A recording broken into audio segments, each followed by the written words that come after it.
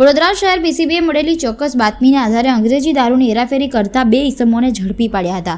માહિતી મળી હતી કે સફેદ કલરની હ્યુન્ડાઈ ક્રેટા કાર, જેના આગળના ભાગે રજિસ્ટ્રેશન નંબર લગાવેલો નથી અને પાછળ માત્ર આરટીઓનો નંબર મુકાયો છે, તે ગાડીમાં મોટા પાયે અંગ્રેજી દારૂનો જથ્થો ભરી વાઘોડિયા ચોકડી તરફથી શહેરમાં પ્રવેશ કરવાનો છે. આ દારૂ સચિન ઉર્ફે સડંગ રહે બાપોદ વડોદરાને પહોંચાડવાનું હોવાનું પણ ખુલ્યું હતું. બાતમીની હકીકત આધારે પીસીબીની ટીમે દોરેલા સ્થળે વોચ ગોઠવી રેડ કરતા 4 વ્હીલરમાં ભરાયેલા દારૂ સાથે 2 ઇસમોને ઝડપી પાડ્યા હતા. પકડાયેલા આરોપીઓમાં રંગપુર ગામના રહેવાસી ભરતભાઈ નંદુભાઈ રાઠવા અને કાછેલ ગામના રહેવાસી દિલીપભાઈ જયંતિભાઈ રાઠવાનો સમાવેશ થાય છે. દારૂનો જથ્થો સપ્લાય કરનારા તેમજ સચિન ઉર્ફે સડંગ રહે બાપોદને શોધવા માટે પોલીસે તપાસને વધુ ગતિ આપી છે.